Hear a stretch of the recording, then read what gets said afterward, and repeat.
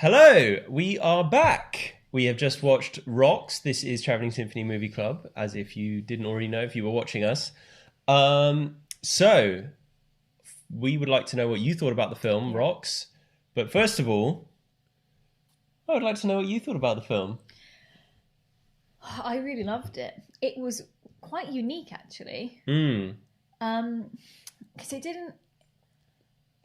didn't feel... Because we were obviously very prepared for it to feel really authentic, which it certainly did, just in everything, in the screenwriting, the main performances, and just the simplicity of the story, everything, and very similar to St. Francis last week, just the kind of, this is everyday life with, some really difficult situations thrown your way, normal people dealing with it, getting through it, which never fails to be interesting. You can take any simple story and make it great if you do it in that way, I think. Yeah.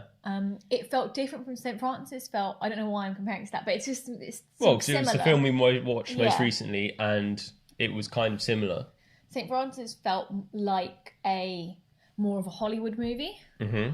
And this just felt, I don't know, it was almost like, I was saying, like, at times it almost felt like when you're watching a reality TV thing, and it also felt, I don't know, like a kind of collection of like memories and moments. It was really interesting. I really liked that, and it was so pure. And one of the best bits, I think, was all of their Snapchats. I mean, it might not have been Snapchats, I don't even know. I'm assuming it was Snapchats, Instagram stories. All of their Instafaces. Their Instafaces, the interface from their phone. Yeah, their Instafaces. With all the filters and being filmed in vertical. And because you know, okay, how many times have you been on the tube where you've got a phone and there's kids and I'm just there going, oh, fucking brats. Do you know what's interesting as well? A little thing that I thought was when she FaceTimed her friend. Yeah. When and they were just talking on FaceTime, but with the phone just down there. Yeah. Kids do that all the time. I know. So it's stuff like that. It was so real, and it's like, you know what? Those characters wouldn't be doing something like on a bus ride or whatever, just chatting. They would be interfacing, as well. And it was just a really good way of saying like we're going to show you from our camera view of them having a conversation, and then we're going to show what you see on their reels and their, and that was just really, really interesting. And it also really had that, I felt like it was a really good way of mirroring, they were often did this interplay of what's going on within someone and then someone's life and then what they're having to show to the world and then experience. It was kind of like, this is what's going on at home. Now this is how they're in school dealing with it. Or this is how they're with their friends dealing with it. And it's like something can look completely normal, like Snapchat things coming up, ha ha ha, aren't we having a great time on the bus? But underneath that, there's so much going on. And I think that was one of the main themes that certainly I took from the film, was that nobody really knows what's going on. Yeah. And it was one of those that, exactly like you said, it can seem one way on the surface and it can seem a completely different way underneath. Yeah. But also with the scene where she stole the money. Yeah. And we were talking about it while the film was on, and you were saying that, when you think about crimes like that, but you got to think about it in context as well, and There's always a story. Well, you know what was, and I don't know, I would be really interested to hear what everyone else felt, but at that moment when she was about to take the money, you knew she was going to do it, and you thought, yeah, that's the obvious thing to do, and you didn't judge her for it. Mm-hmm. You didn't think she was a petty criminal. You didn't think anything, because you knew her and you knew her story, so you just accepted this is a completely valid choice for her to make in that moment. It's not my choice, not your choice, it was her choice. She, and that's what she felt she had to do. And it's really interesting because I feel like that is testament to the film, putting you were in her shoes and you never questioned that. Whereas, and like you say, of course, when you think about people doing things, stealing and all sorts, breaking into cars, you never know what's going on underneath it all. And that's, it's really interesting, and it's great to have those stories told in that way. So we'll probably talk about the performances in a little bit, but I've got a couple of instant reactions. Instafaces? I've got a couple of Instafaces. Instafaces through. Angela Kennedy says fresh, and MC also says fresh.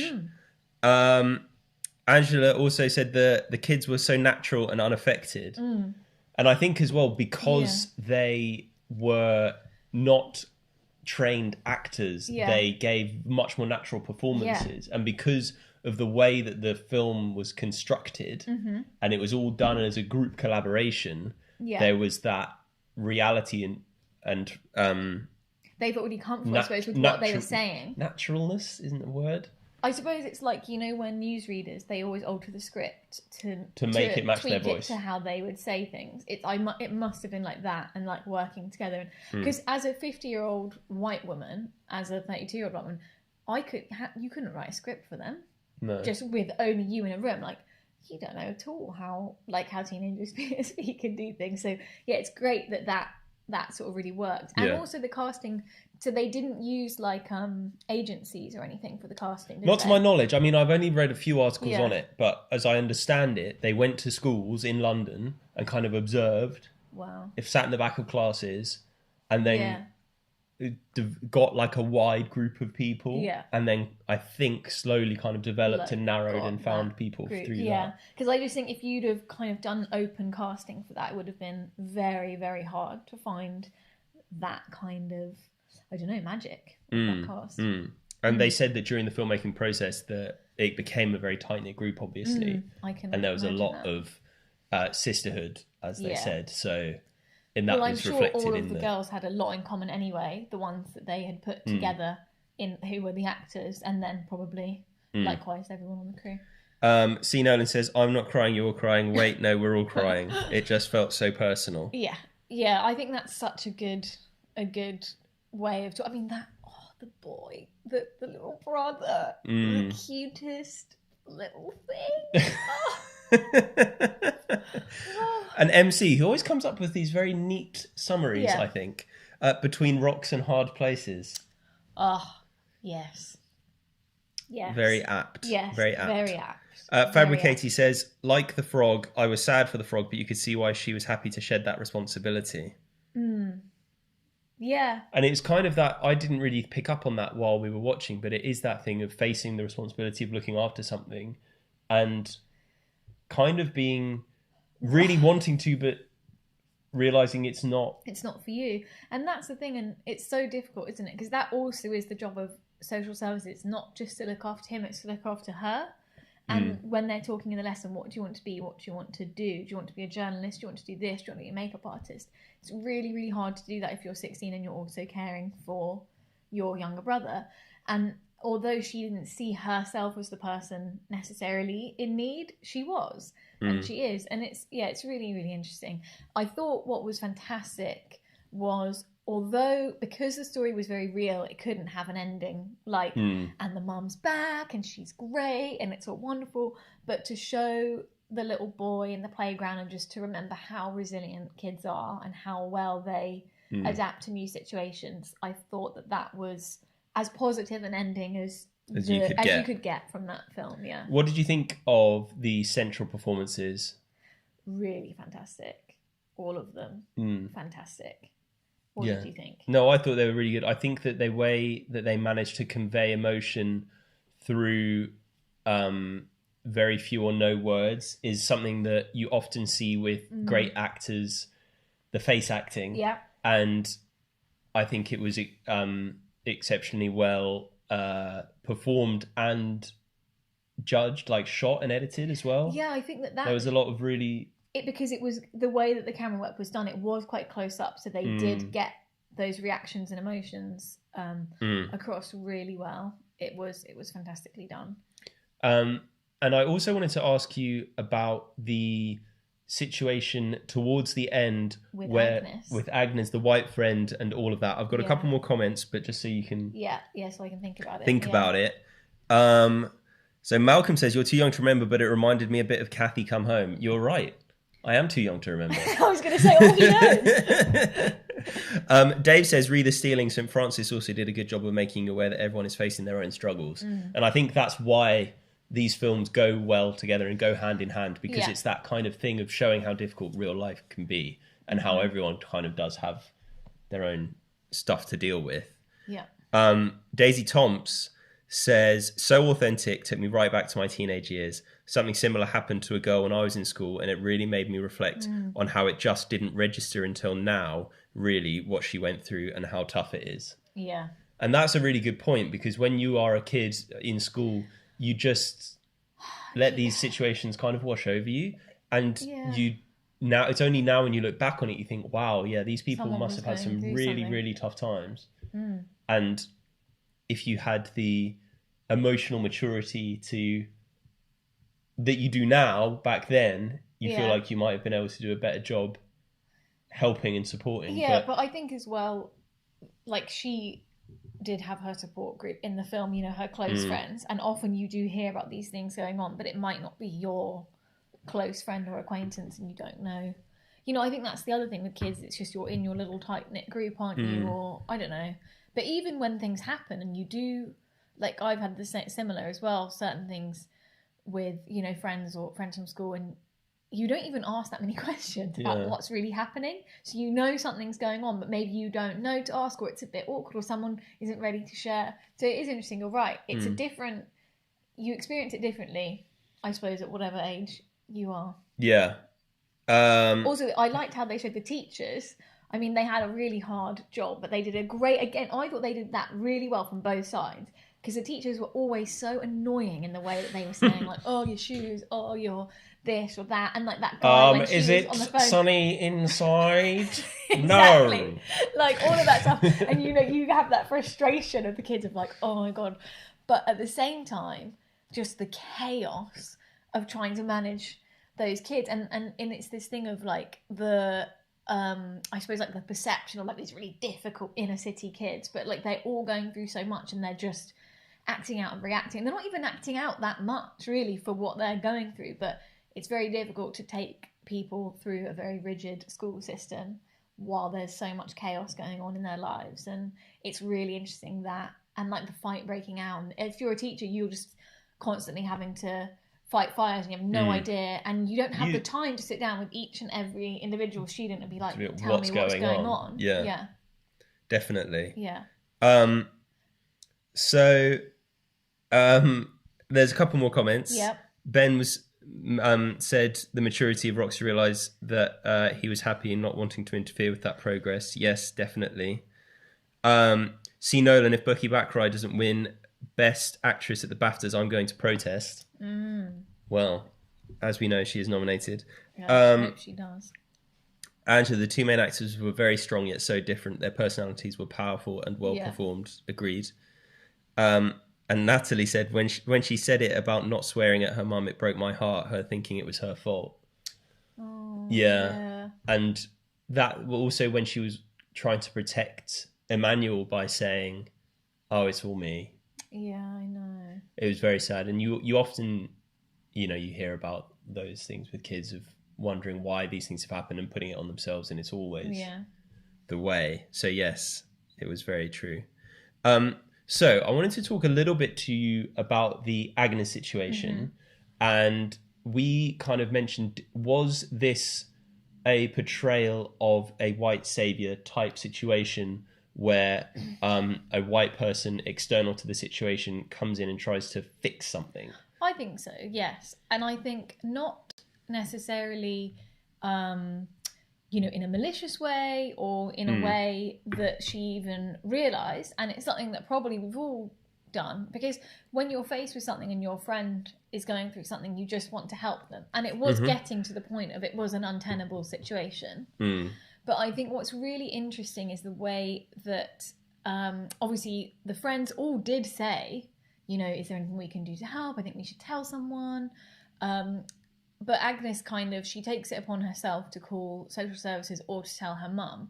And I can totally see how that is the decision that Agnes would make, because she's thinking, I'm concerned for my friend, I'm concerned for her welfare, I don't know what to do. And when I don't know what to do, I go to my mum or my parent, because that was also something that I thought of a lot during this film. When you're privileged, you always have a parent to go to.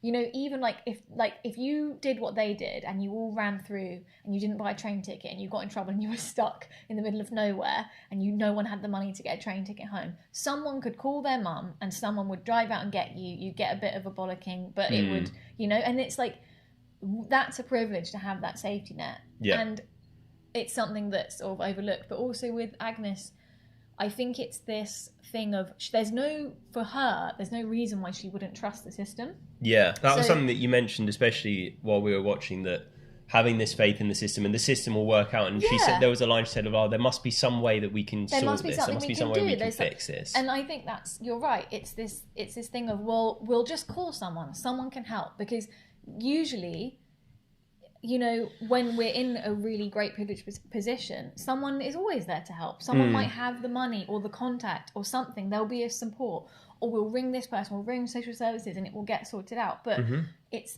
it's one of those things that you don't realise that this is a situation that, you know, it's not going to get sorted out in the way that you want it to. And it's not necessarily that was the wrong thing to do in that moment. Again, you know, it was the kids have to be in school, they have to be, you know, looked after, they have to be with an adult. But it was just interesting how I think that it was very deliberate that it was the white friend who did that, in my opinion. I'd like to know and speak to... If we would ever get the chance to speak to someone involved with the film, maybe we could ask them that question. And you never know. We may try to make a podcast with relation to these two recent films. That would be great. Dependent on scheduling.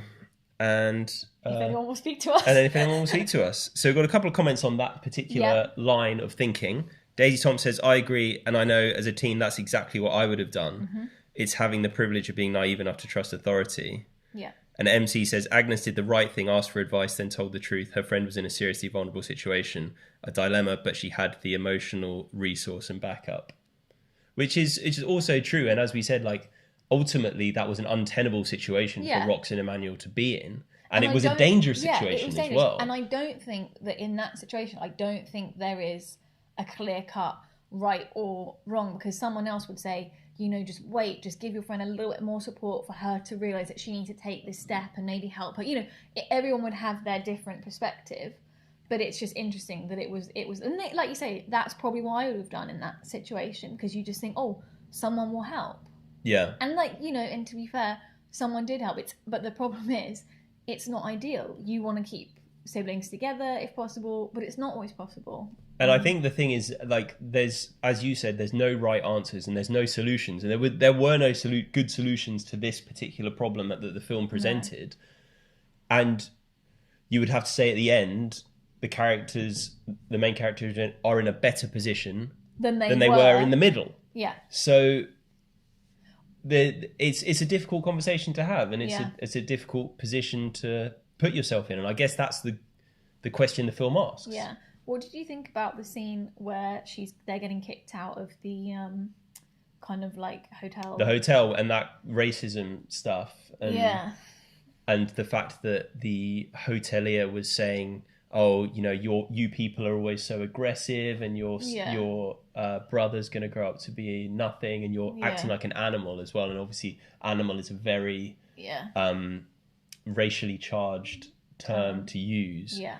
I think that's really, and it just goes to show as well, when you're already backed up against the wall in an awful, awful situation, and then someone speaks to you in that way, and then how I thought it was so realistic, how it bubbled over. Like, that's exactly how those kind of things happen in real life and escalate. And it's really interesting how, you know, if it was someone who was able to say to her, I know that you're in school, like, what's going on? Like, can I help you? What help do you need? How different that might have gone. But obviously, it's always a thing of, like, we don't know what his story is. He's not in the position emotionally, mentally. He doesn't care. He doesn't... And I think that's something that the film did really effectively, was trying to present that argument that when someone has an emotional reaction, it is not... Oftentimes, it is what is going on with them. It is not what you are doing. Yeah, definitely. Yeah. But I also think it's interesting that obviously they're not going to be able to do that with every character. No, yeah. But it's interesting that with main characters, you often saw that kind of reasoning and... Well, and the argument that the two girls had was really, really interesting, and a lot of I just love that. And again, you know, the way that happened, and the feeling of I don't need you, and like saying that to someone, but she's really saying, that she's scared of being abandoned again, so it's easier to not need anyone. That was just a really, really good scene and really well done. So a couple more comments we have. Angela and Fabricati both worried about the electricity when it was cut off. Angela said such a sense of foreboding, and Fabricati said, I was worried about the food in the fridge. I did think about the milk, I'm going to be honest. Emily said Agnes situation. The fact that Rox forgave her so quickly, I think she knew she'd run out of other options, which is a fair point as well. Angela says it's so clear that when you're poor, your well-being is so fragile in so many ways. Yeah. Absolutely Everything's true. on a knife edge. You don't... And that's what is like frustrating about how sometimes society doesn't understand. Like, there needs to be a safety net, because if you're literally on that knife edge, it can go... They were like one step from being homeless, like, and she happened to have like that one last step. She had another friend that she could go to, and then social services were called. But can you imagine, you could just see it could go off on other other tangents, other ways. And the fact that the from our perspective, relatively small amounts of money that make such a huge difference, like the £40 for the hotel deposit, or whatever it was, £60-80 that she stole from Rocher. Also, something that stuck in my head was when one of the characters called her Ferrero Rocher, and having that immediate word association nickname is something that very much rings true to my school experience. Daisy Tom says, I think Agnes's mother could have maybe done more than call, asked more questions, tried to find family or something. It's a bit like she just wanted the problem moved on. Yeah. Angie said the hotelier should not have kept her deposit well dodgy. Well, yes, and obviously it was almost, you say, well, either he wanted her moved on, or he was just thinking this person isn't not of any problem, value. Yeah, not my problem. Get out of here. And you're like, and it's the thing of, well, I mean, what are you going to do? You're not going to be able to get that 40 quid back off me, are you? Yeah. Done. You were already breaking the rules, so you're not going to be able to... And also, it's just a thing of, like, who's in a position of power? If it was me standing there, he would think differently, because he would know, right, there's something that this woman will and can do about this, but what can this woman do? Nothing. And that's the whole dynamic. And when it's like, it's just this big snowball just going on and on and on. Yeah. And finally, Dave says, I again thought of St. Francis in the hotel scene when the woman de-escalated the argument in the park. Very interesting, and very interesting to kind of see the two levels of like a 16-year-old girl who's absolutely at breaking point, looking after her brother, and then the kind of woman in her late 40s or however old she was meant to be. Late 30s, I think. The geriatric pregnancy. Oh, right. Yeah. Well remembered. And the way that emotional response, and the way that she managed to have a different reaction. Yeah. But she also had money, really highly educated, probably therapy, all these kind of things. Yeah. Like they had other tools at their disposal in that film, world, in that world, and that's you're also absolutely something. Right. Yeah. So keep your thoughts coming in. Because that has provided a really good conversation, I think. We talked for can I see there? Bloody hell. Probably like 20 minutes, 25 minutes. So that's good. It's a long little conversation. But I think we all know what you're here for. And that's Quizzy Rascal. So I don't know if you want to give an update on the points before we get started. I do. You can see the leaderboard. So this is the leaderboard as it stood at the end of Quizzy last week. Right. So we had Dave Chapman on 180 and David A on 185. You might think that David A would be above Dave in that list. You might. But it is just merely illustrative that David A and Catherine Ashling are together, and they're together on the list. That's actually, that's what I was thinking. No, it genuinely is, and I just did it wrong. So, apologies. That was done quite quickly. And even more than that, there's been other points awarded during the week on Instagram, because we do the little movie points opportunity. Yeah. So, David A actually has 10 more points. So, David A is actually 15 points ahead. Yeah. C. Nolan, whose heart rate is escalating as we speak, good. is on 155. And Azure and Daisy are rounding off the top page. On to page 2, we've got Ben, Pat, and Emily J. Birch, followed by Slow Cooking Katie, nervous that there's going to be other Dan, mistakes. and Rebecca A.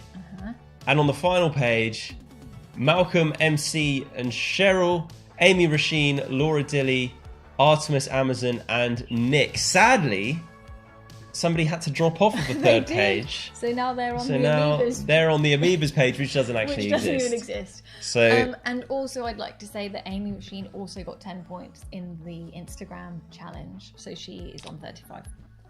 So, just good to know. good to know. Well Good done, to know. Amy. So first round is straight shooting. Now, in Quizzy Rascal, straight shooting is really anything but. But what we want is the answer to this question, and it is the first 3 people to get the correct answer will get the points. And the question is, who played Emmeline Pankhurst in Sarah Gavron's 2015 film Suffragette? Now, Emmeline Pankhurst, who was possibly the most well-known of the suffragettes, does not feature in the still that you can see on this page. But I'm not even sure if she was one of the primary characters. I think she probably was. But you can see there we've got Carey Mulligan and Helena Bonham Carter. But we do not have the person who played Emmeline Pankhurst. Captain Ashling saying, I'm sitting out this week, not feeling great and can't deal with the stress. It is stressful. I mean, but Catherine was so close. You're so close to the top, but we understand. But we understand, and there's a lot of pressure at the top. There is, and sometimes it's just not worth it. It's just not worth the hassle. Go for the midweek. C. Nolan's wondering if he takes Quizzy too seriously. You can never take Quizzy too seriously. It's the most serious of all the serious games. Yeah. We've got a couple of answers. Helena Bonham Carter. Helen Bonnet Carter. That sounds like an autocorrect to me. We've got a couple of other people answering, and we have just had our third correct answer. Woo! Stop the clock. And correct, we have. The correct answer was Meryl Streep, by the way. Correct answer is C. Nolan. Yep. Now, Malcolm Sage says Merrily Streep, but I'm going to accept it. Yeah. And Natalie T. Woohoo! Said, is she on the points boards yet? I don't know. I didn't see her on the leaderboard. So Natalie T getting in there. And then Cheryl Sage was literally fractions of a second behind. But sadly in 4th position. The bridesmaid's position. Yeah. Next question is, name this 2017 Greta Gerwig movie. Now, I'm going to say there is a big potato style link between all of the questions tonight. So, all of the questions are connected in some way. If you guess that link... 50 points if you guess it. Wow. Because I think that's hard. That is big points. Big points on offer. So, just like the Big Potato Game Linky, Big Potato Games, available from all great games retailers. And if you want to see the Big Potato Quiz, make sure you check out their YouTube page. Natalie says, I look forward to seeing my name in lights next week. Yep. And Cheryl Sage says, same old, always the bridesmaid. Oh. And then Dave Chapman. Okay, I have a question for you. Yeah. Can we only accept people's first answers? Oh, gosh. What, so someone did the wrong answer and then a right answer? Yeah. Oh, I don't know. I think I'm inclined I'm going to say if the correct answer came in before, like if they're still in the top 3, then we accept. Ooh, now we've also just had a message retracted Ooh. from that initial incorrect answer. Oh, yeah. So this is going to be very controversial. So Right. Dave Chapman initially put Booksmart incorrect. Right. Yeah. He then put Ladybird. Yeah. He was the very next person. Okay, yeah. Which is correct. Yeah. C. Nolan and Emily Birch were also in the top 3. Uh-huh. So what's the retraction? So what I'm saying is, did Dave get the points even though he put the wrong answer first? If he was still in the top Okay, 3, well then yes, he I got the think points. so. We already have a linky, a So correct linky. Oh, what? No, don't say it, because then people... Oh, no, I suppose if you're Too the late. first one. The first Then one. the first one. Wait, hold on. Who else had the points? Emily? Dave Chapman, and was it C. Nolan as well? Yeah, C. Nolan on fire tonight. He is in it to win. We've got it, two people. correct linkies. Ooh. So I'm going to say, share the points. Okay. The correct answer is they're all films directed by women. Oh, yes. I didn't know the linky. I was like You playing... typed up the bloody questions. No, but not that. Yeah, I did. I suppose. Yeah, I did. I was excited. I was playing along with everyone in my head, secretly hoping for the point. And now Fabricati got it first, so I'm going to say 35 points to Fabricati. Yeah, and 15 35. points to Daisy Tomps. Right. Okay. Good. There we go. Excellent. Well done, guys. And David A said controversial always is with Dave. Always and I is. like that. A little bit of bants. A little bit of bants. Yeah. And Fabricati is demanding a steward's inquiry already. Next question. Which actor starred in Ava DuVernay's Selma and Amma Asante's A United Kingdom? I'm going to tell you a little fact here. Ooh. This actor, this is a Katie fact. You didn't. John's I'm shocked. very concerned because He's this fact has not been screened. It's not been screened. This actor has an incredibly symmetrical face. I'll tell you for why. Often when I put together these quizzy things, Yeah. I'll have to flip. This photo has been flipped. Oh, so but Horizontally. this isn't the person I'm looking for. Oh right. Okay. Well, the person in this picture That's a very has a symmetrical. very symmetrical face. Okay. Because normally, when you flip them and someone look a looks bit weird. weird. No, she looks the same. So, just a little fact. In Yeah. case you were wondering. Very good fact. Very good fact. Malcolm says Dave must have a fast internet connection, not steam powered like ours. Oh, always with the internet. Right. You know what?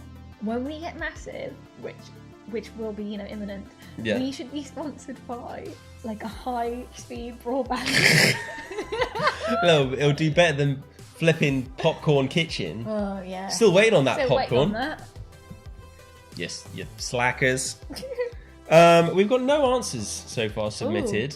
Oh, could be tricky. Let Could me read be the question. if nobody gets any points, do I get the points for posing the question? I think you get negative points because it means you haven't done I made the it too right amount difficult. of question, right amount of question, the right amount of difficulty. Yeah. Difficult, lemon difficult. I just thought it was interesting because this actor was in 2 films directed by women. And it was To be honest, I don't know. He's a cool guy. I'm going to give it another 10 seconds. Why don't you give a clue? Although someone may have already. I'm going to give it 10 more seconds. Okay, well, and then you get the point. And then I get the points. Okay.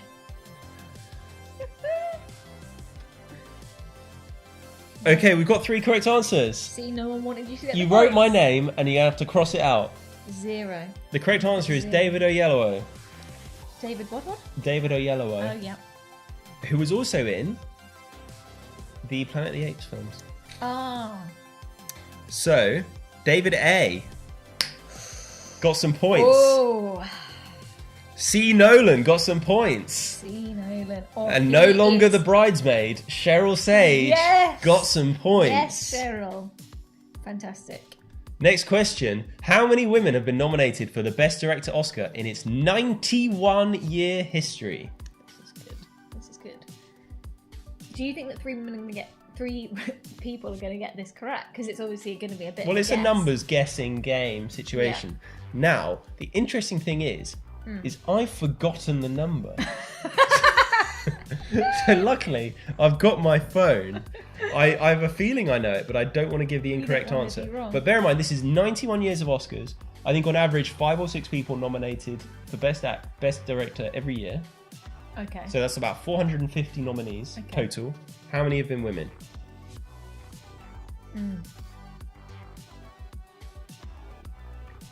Like that.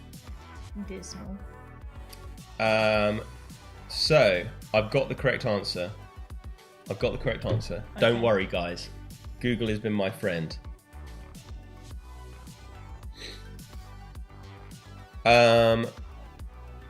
David A's just put a laughing face. I don't know. Oh, I think that's because I forgot the answer. Yeah.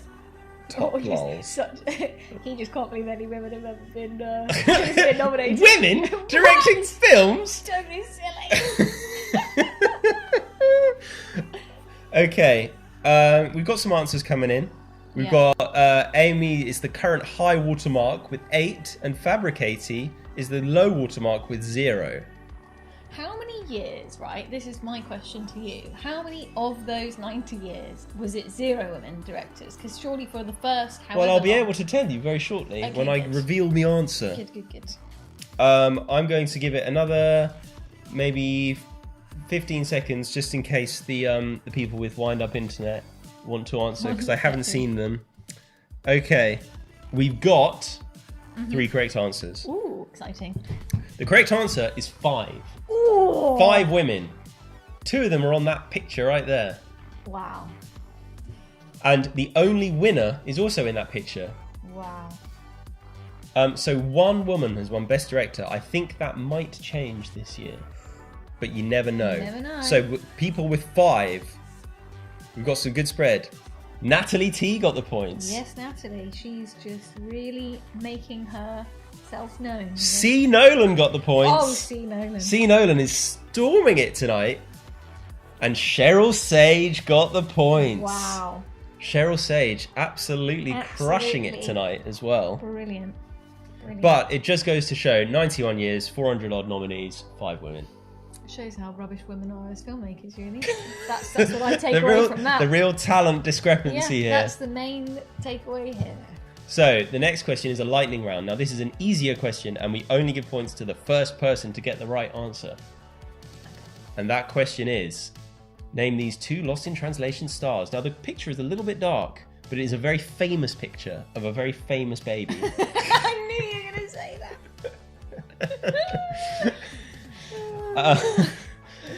So Lost in Translation, directed by Sofia Coppola, who I believe is one of the 5 nominees. Can you name any of the other 5? Oh, for 5 nominees for what? Best Director winner. We just did it. Oh, one of the 5. Sorry, I thought it was like something that was coming up. I was like, I don't know. No, and that's sad. Really sad. Sad state of well, affairs. so I just can't really remember. I'll go through them. So, what, the lady who directed Wild? No, that might not have been. Catherine Bigelow, who won it for Hurt Locker. Oh yeah, but also that was such, and you know what? It was a great film, but it was a really man's film. Mm-hmm. So it's like, again. Yeah. You know. Lena Wertmuller in 1977. Jane Campion in 1994, Sofia Coppola for Lost in Translation, Catherine Bigelow, and Greta Gerwig for Lady Bird. That's all. That's it. Wow. All of them. That's crazy. So, we have a correct answer. We've got loads of correct answers now. Oh, okay. Yeah. Now, I have some questions. How strict are we on spelling and or correct name situation? So I'm not going to tell you who these are. I'm going to tell you whether you think this person should get the points. So there is no bias whatsoever. That's good. It's like Bake Off with the technical round. Bill Murray, Scarlett Johansson. But where are they on the list? Was that the first person? Are we awarding? Because I think we should award something for. Oh no, I just. I need your answer. I feel nervous. Get the points or no points. That's all I'm asking. Points. Okay, well, end. That's it. End of the questions then. That was Dave Chapman. Ooh, and that was quite, controversial. So we also had Amy saying Scarlett and Bill Murray, Daisy Thompson saying Bill Murray, and then Fabricati was the first one who got it completely correct, Bill Murray and Scarlett Johansson. But as we know, Katie's the final arbiter of the points, and Bill Murray, Scarlett Johansson is good enough. Oh gosh. So who are the other 2 that I'm giving points to? No, only one. Oh, this was it. 'Cause it's the first. This is the. Oh this no, is the lightning round. No. Yeah, sorry. What? No. What I'm saying is my thing stands. Okay. This is all about lightning. I thought you were This is all about changing. I thought you were changing No. your decision there. No. Bloody hell. That really would be controversial. Fabricati's fuming. She's just chucked her phone across the room. I actually find it stressful as well from the other side of it. I don't want to let people down. Also correct were Emily Birch, C. Nolan, Pat Naylor, Daisy Thompson, and then MC put Catherine Bigelow as an answer to when I was saying, did you get any of the female directors? And he says, you did ask. And I did ask. Yep. Give me 5 points. 5 points. 10. Okay. We'll go, Go on then. 10 points. Well done, MC. So, final question, interpretive dance. Now, this is possibly the most controversial because Katie takes a very long time to decide who gets the points. Do you remember who got the points last week? I do not, but I know I wrote them down. Okay, and they're included in this. They're included in the leaderboard. So if you have more points than you thought you did, you probably won interpretive dance last week. Yeah, but I'm going to try and decide now. Okay, Katie's going to decide now. I'm going to try and do it with no names. If you do it with no names, I will be able to decide. Okay, I perfect. just it takes, it's like I'm so much more cutthroat then. Do you know, I haven't actually read out the question yet. Okay. Which Patty Jenkins superhero movie grossed over $800 million at the box office? Now, this is a poster for the sequel, but it looked super cool, so I put it on. It looks so cool. Like, I'm very sad that we haven't watched this film yet. The sequel. Yeah, I know. We should definitely watch it. We were going to watch it, but we haven't. Good story. We've had 3 people. Okay, 3 people have tried to get the t-shirt points tonight. Oh, and they've been. And the first one. I'm just going to say the first one was Ben Green. Yeah. Before he said anything on the post live, he just wrote alien. No, nothing else. Just alien. Alien. Oh, I saw that and I didn't get it. And Dave Chapman, I also put, did anyone get the alien t-shirt points? And then Amy has just put, t-shirt is alien points, please! Boys. Oh, sorry, interpretive dance. The answer needs to be in emoji format. Yes. I forgot to say that. The answer has to be in emoji format. Hence, so all of the people who just write the answer, I'm afraid you're going to have to resubmit your answer. No points for lightning. It's just emojis. I completely forgot to say the criteria. Anyway, none of you get the points for the t-shirt because you are incorrect. Right, now let me have a look and see if I know it. Oh. Is the game over important? Yeah, it's a quote from the film. It's game over, man. It's game over. And has the film got aliens in it? I can't tell you that. Okay. Now, I'm going to start giving you things to do. Okay. So, this emoji, the kind of chin scratching emoji, and the flamenco woman. Oh, okay. Okay. A question mark. I do like the flamenco woman. Question mark and a monkey with a hammer. I love it. Then superhero woman. Oh wait, is this a new one? No, so yeah, these are all new, different ones. So the first one was just that. Curious face flamenco woman. Yeah. Second, question mark monkey with a hammer. I love that. Third one, superhero woman. 2 inquiring. What's superhero woman like? The superhero woman. Oh, just like. It just looks like a super. Look, no, yeah. Like that. Oh yes. Then the 2 inquiring faces. Then a hands up. Yeah. Power. Love it. Dave Chapman inquiring. Oh, you said the name. I don't think he was going to win anyway. Inquiring face and the female symbol. Yeah, no, it's not going to. But, good try. Because it wasn't the monkey with the hammer. We also have another inquiring face female symbol. We then have aeroplane, woman, shield, and swords. Oh, I love that.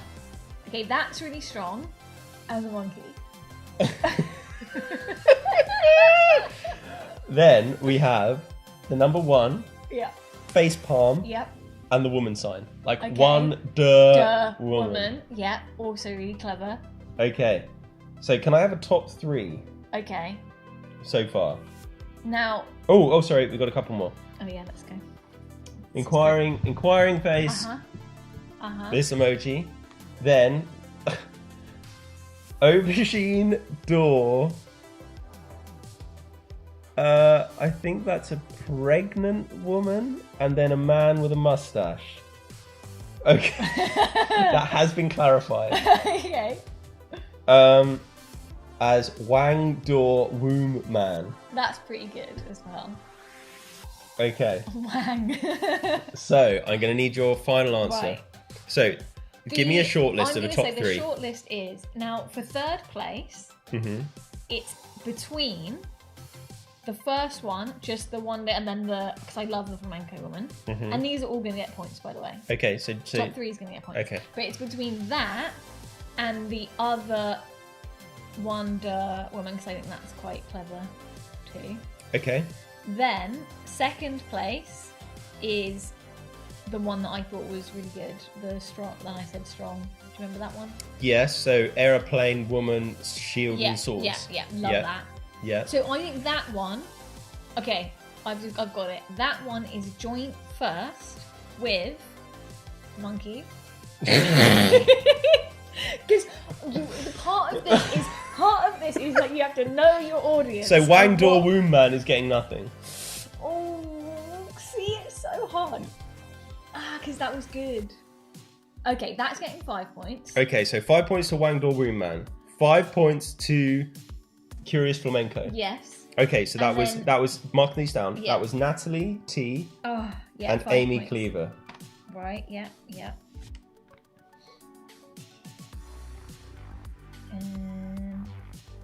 Amy Rasheen. Yep. It's difficult when people use so that's fine. Yep. Okay, then who's getting more points? Then, joint first is the other two that I said, and they get 10 points each. Okay, so Aeroplane Woman, Shield and Swords was C. Nolan. Love it. C. Nolan, you're just really on the wavelength. And question mark Monkey with a Hammer was Malcolm Sage. Runs in the family, you know? It was a family thing. That's so funny. We then have Amy saying, I'm not even going to send mine after Amy's. And lots of people loved Wang Dor Woon Man. Really loved it. I feel like I didn't give it enough. Dave Chapman said there'll be a revolt if Wang Dor doesn't get anything. Oh. And C. Nolan says, so I'm now on the same level as Monkey with a Hammer. I'm proud of that. No, I do think that one was fantastic. And David A. Now, I'm not even sure if this is allowed. I'm going to have to go to my steward's inquiry. But David A. says, I'll give whatever points I've won this week to Amy for Wang Dor. I was going to say maybe there needs to be some kind of like... Points distribution. Do you know how many points you've had though? David A's had 20 points. 20 points, wow. I think that's like, you know, like when you play sports and there's like the player's player. Yeah. Maybe that's what we should do. Yeah. And Amy gets player's player. Okay, so does she get an extra 20 points? She's just going to get 15 extra. Okay, 15 extra. I think that's fair enough. Because then we can do that vote every week. Who's been your best Quizzy player? Everybody is absolutely loving it. And good. Big credit to Amy. And Dave says, shut the Wang Dor on your way out. So this is pretty good. It's pretty good. But I think that just about wraps things up for us. Another successful Quizzy, minor Stewards inquiries notwithstanding. And we have been on for close to an hour in the post live. But thank you so much to everybody for watching Rocks with us. It was a truly outstanding film. Really good. And not at all in keeping with the tone of Quizzy Rascal, but both excellent. The money's really for both dances. So really thank you so much for joining us for the film. Thank you so much for joining us with Quizzy. Next week we have Boy Raised, which neither of us have seen and neither of us know that much about yet. No. So that's going to be fun this week, learning about that ahead of the lives. I've looked into it a little bit, but you know you don't want to like you find don't out want to go too too much. You don't want to go too much. And then our season 3 round off, as you know, is Into the Spider-Verse, which I'm very much looking forward to. Yeah. Nobody's got the points. Nobody got the points for this t-shirt. Game over. Do I know it? The correct answer is not Alien. The correct answer is Aliens, which is the sequel to Alien. And none of you get the points because it is a different film. That's so, like, no. No, it's not. It's a different film. Yeah, I know, but like... That's like saying, oh, it was Star Wars or Return of the Jedi. It's two different films. He made it out as if it was like a completely different No, franchise. I'm not having it. I'm not having it. I'm not having this. It's a different film. It's a different film, and that is what I'm saying. And now I've got the button, so we're leaving. We're leaving. It's a different film. Good night. We're leaving.